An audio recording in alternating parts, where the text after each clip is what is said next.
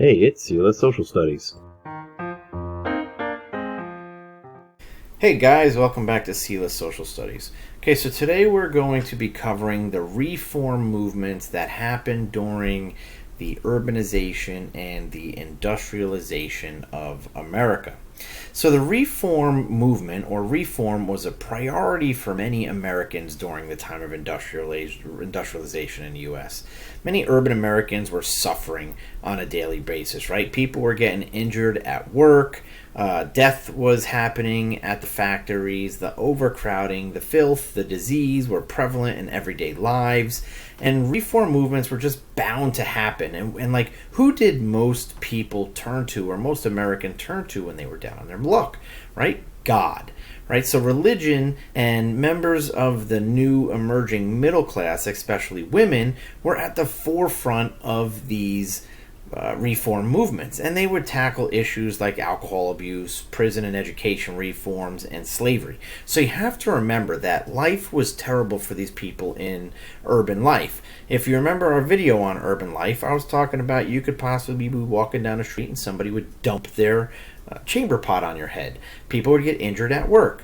People would die at work, right? So this was bad. Urbanization time was bad for many Americans. And, you have to think about it, that from the very first settlers that came to here, these people had tried to escape British rule. And why were they escaping British rule? They were escaping the religious persecution that was happening in Europe at the time. So religion has really been at the heart of the American way since the start of our country here in the United States. And you have to remember, in 1786, the Virginia General Assembly passed Thomas Jefferson's Virginia Statute for Religious Freedom.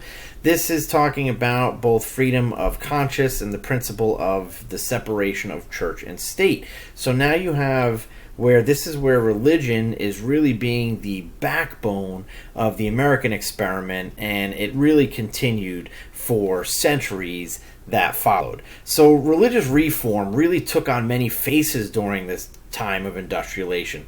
The Second Great Awakening here was a Christian renewal movement during the 1790s, early 1800s that really started the great reform push to this revival of religion and beliefs. Evangelists believed that it was going to be the churches that made the societal changes, not political movements, not violence, not protests or anything like that. It was going to be church. So you have some people like Charles Finney, who was a former lawyer that dropped his law firm to become an evangelical leader. He spearheaded revivals that swept all the villages of upstate New York, later throughout all of New England, and then down into the South. Church memberships were flying through the roof during the Second Great Awakening. Memberships and worshipers became large gatherings and the goal of the common good for all. So millions across America had a renewed religious faith now, as many of these people believed that each person is responsible for their own salvation, and the people should prove their faith by doing good works in the community. It's no longer the government that's going to be taking care and changing all of these people. And even though Finney's reform ideas angered such people like Lyman Beecher from Boston, a lot of hopes were high that religion would cure social disorders in America, causing a rapid expansion of population growth and industrialization. What other type of reform movements are going to be happening here? So you have, during the industrialization of America, the education was suffering. There were lots of fallacies in the education system. There were very few teachers. They were improperly trained. They couldn't teach the students. They were teaching out of really small schoolhouses that were just jam-packed full of kids, especially in the Northeast. In the South, it wasn't so bad because not too many people in the South were given the opportunity for education. And in the North, really education was based on the wealth and social standing of your family. So for this reason, many of the poor merchants in the North and the vast majority of the farmers in the South just didn't focus on education for their children.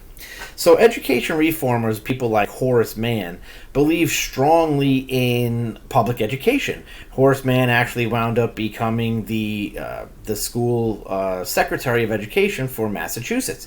But he believed that all children should be taught in the same space. So he spearheaded what we call the common school movement. He believed that children, no matter what wealth or social status that you have, you should be taught in the same building as all other children. He convinced the state of Massachusetts to double school budgets, to raise teacher salaries, to lengthen the school year, and actually he began the first school for teacher training. So Horace Mann was really behind a big education reform in the United States. And this education reform provided new opportunities for women in the United States. Catherine Beecher, the daughter of Lyman Beecher, she fought for female education and the incorporation of kindergarten into the school system. So she's why we have kindergarten in the school system.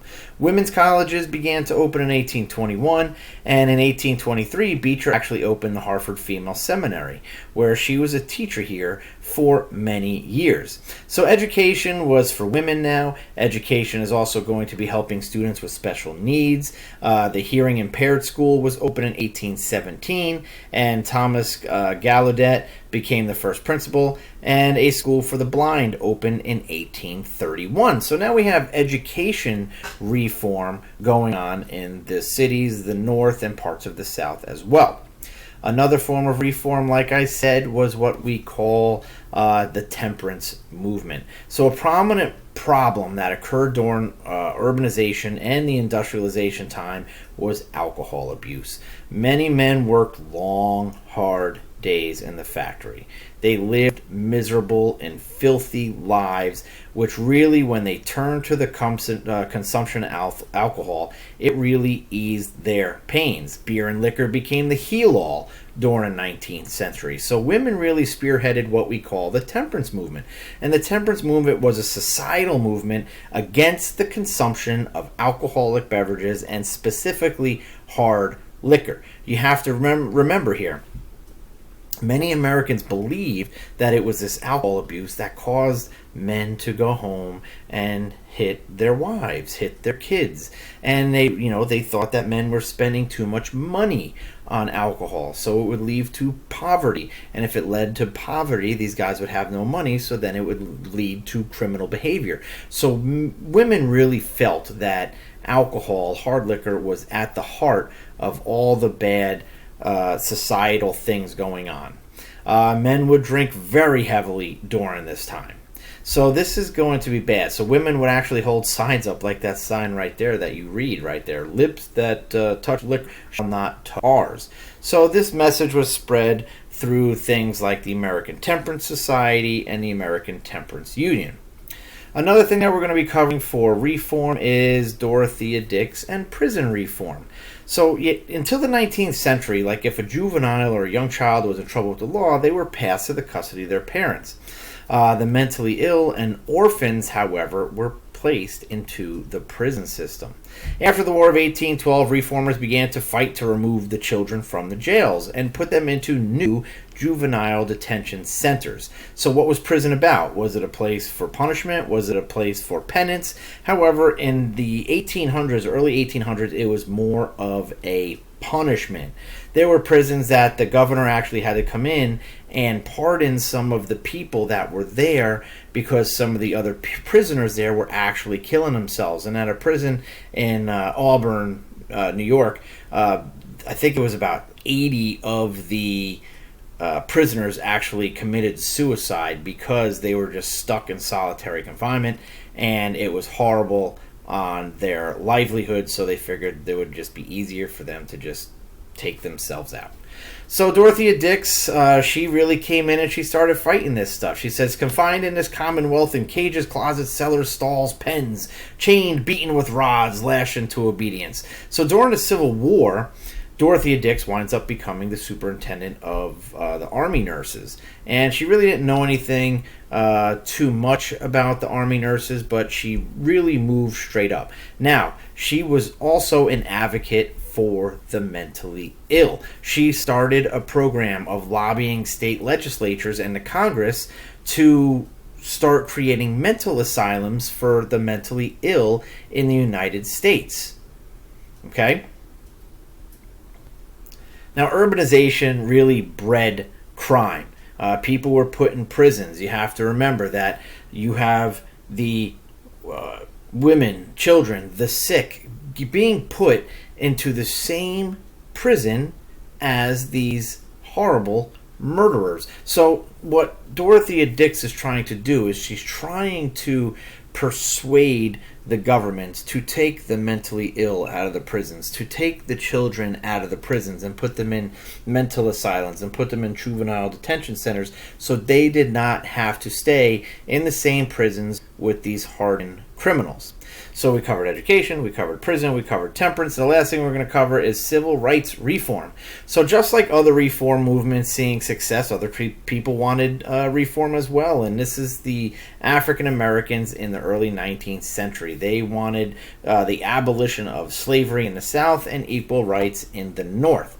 So free African Americans usually lived in segregated or separated communities in the North. They did not have the opportunity for an education, and slavery just ruled the South, so there was no rights at all. In the North, free African religious societies were founded by a former slave named Richard Allen. He became a model for these other groups that worked for racial equality and the education for black Americans. So many influential African Americans would go on and push for the creation of schools in cities like New York, Philadelphia, and Boston, elementary schools for African American children, and even a few colleges would actually start accepting African American adults. And however, like we said, for the South, laws like the slave codes just barred slaves from receiving any type of education at all. So this is the reform that was going on in the United States during the urbanization and antebellum time.